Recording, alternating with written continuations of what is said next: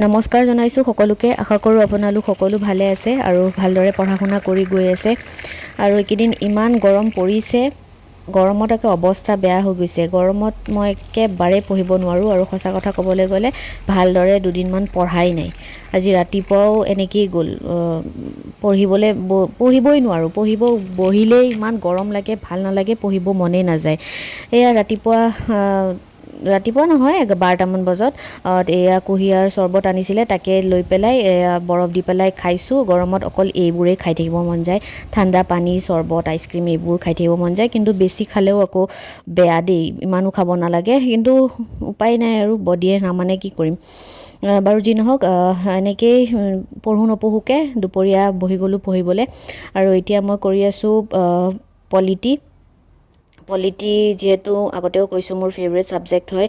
আৰু মই যেতিয়া LLB কৰি আছিলোঁ তেতিয়াও মানে কনষ্টিটিউশ্যনৰ গোটেইখিনি অলমষ্ট মানে পঢ়া হৈছে আৰু সেইবোৰ গমেই পাওঁ।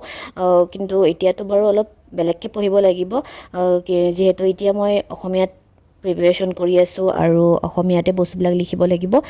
কিন্তু অসমীয়াৰ লগতে আকৌ ইংলিছখিনিও জানিব লাগিব। সেইকাৰণে মই আজি কি কৰিছোঁ, এম লক্ষ্মীকান্তৰ যিখন কিতাপ আছে সেইখন PDF ফৰ্মত আছে মোৰ তাতে। সেইখনৰ পৰা মানে চিলেবাছখন তাতে চাইছোঁ, তাতে মানে কেনেকৈ দিয়া আছে, কি আগতে পঢ়িছিলোঁ, বহুত মাহৰ আগতে পঢ়া মোৰ এইখন কিতাপ। মোবাইলতে পঢ়িছিলোঁ, কিন্তু তেনে কিতাপ নাই মোৰ তাত। যিহেতু এতিয়া মই আছামিজত প্ৰিপেৰেশ্যন কৰি আছোঁ, গতিকে কিতাপখন সেইখন লোৱাৰ কোনো প্ৰয়োজন নাই, বাকী বস্তুবোৰ মই পায়ে যাওঁ।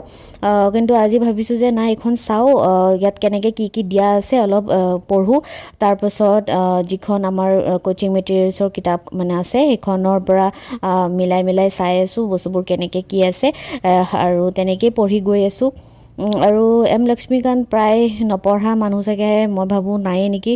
প্ৰত্যেক ব্যক্তিৰ তাতেই থাকেই আৰু চবেই সেইখনৰ পৰাই পঢ়ে। সেইকাৰণে ময়ো আজি অলপ পঢ়ি আছোঁ, তেনেকৈ এইখিনি পঢ়ি গৈ আছোঁ আৰু মিলাই গৈ আছোঁ।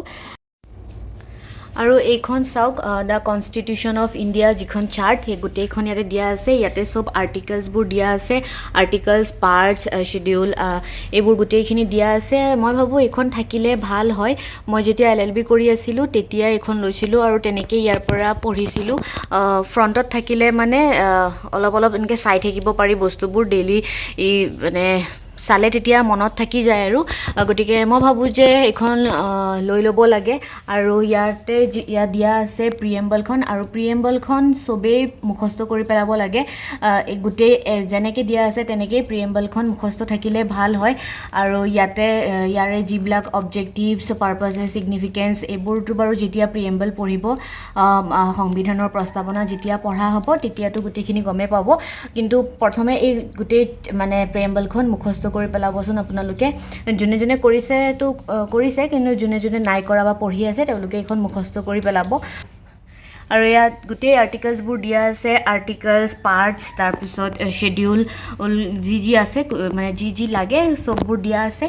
আৰু তেনেকৈ ছিষ্টেমত পঢ়িলে মানে মনত থাকি যায় আৰু। পাৰ্ট 1ত যি আছে, পাৰ্ট 1ত the union and its territory, article 1ৰ পৰা 4লৈকে। Part 2 citizenship, article 5 to 11। তাৰপিছত পাৰ্ট 3 ফাণ্ডামেণ্টেল ৰাইটছ, আৰ্টিকল 12ৰ পৰা 35।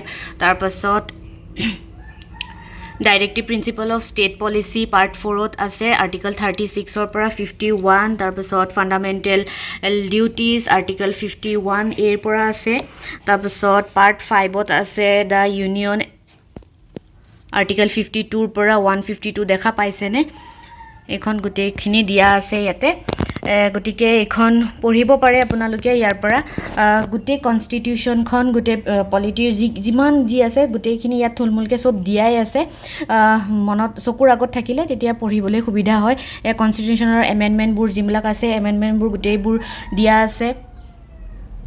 শ্বেডিউলবিলাক, part 1 first schedule, second schedule, যি আছে ইয়াতে গোটেইখিনি পঢ়ি ল'ব আপোনালোকে।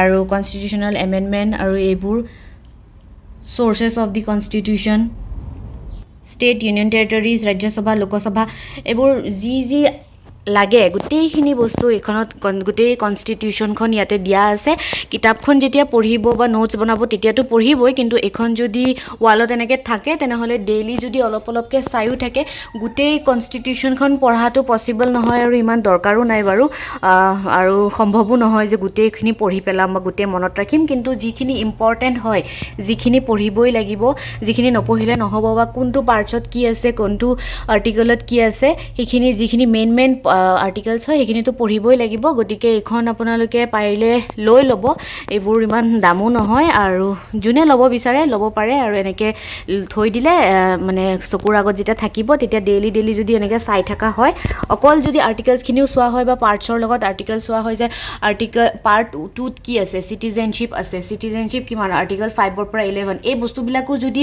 মনত থাকে তেনেহ'লে বহুতখিনি বস্তু মনত থাকি যাব সেইকাৰণে এইখন এনেকৈ লগাই ল'ব আৰু এনেকৈ পঢ়িব পাৰে মই তেনেকেই কৰোঁ আৰু এতিয়া দুপৰীয়া খাই বৈ এতিয়া কাৰেণ্ট এফেয়াৰ্ছ কৰিব লৈছোঁ আছাম কাৰেণ্ট এফেয়াৰ্ছ যিটো প্ৰত্যেক দেওবাৰে ৰাতিপুৱা 11টা বজাত দিয়ে মন নাযায় পঢ়িবলৈ মাজে সময়ে কিন্তু নপঢ়িলেও নহ'ব যিহেতু এটা গতিত গৈ আছোঁ মাজতে অলপ মানে মনটোৱে নিবিচাৰে কিছুমান কাম কৰিবলৈ কেতিয়াবা কিন্তু উপায় নাই কৰিবই লাগিব নহ'লে নিজৰ টাৰ্গেট কমপ্লিট নহ'ব আৰু এদিন গেপ মানে বহুত গেপ হৈ যায় কেতিয়াবা গা বেয়া হৈছে কিবা হৈছে সেইটো বেলেগ কথা কিন্তু পৰাপক্ষত যিমানখিনি পৰা যায় আৰু অলপ হ'লেও কৰিবলৈ চেষ্টা কৰোঁ 10-12 ঘণ্টা নপঢ়িলেও কমচে কম 3-4 ঘণ্টা এটা হ'লেও ডেইলি পঢ়িবলৈ চেষ্টা কৰোঁ যাতে মানে গতিটো মানে ভাঙি নাযায় যাতে সেইকাৰণে এতিয়া আছাম কাৰেণ্ট এফেয়াৰ্ছৰ ভিডিঅ'টো চালোঁ তাৰপিছত চাই পেলাই অলপ নোটছ বনাই পেলাই পঢ়িলোঁ আৰু তাৰপাছত আৰু নপঢ়িলোঁ তাৰপিছত এনেই আছোঁ যিহেতু ভাবিছোঁ যে এখন কিতাপে পঢ়োঁ তাৰপিছত এখন কিতাপ পালোঁ আগৰ বহুত পুৰণা কিতাপ হয়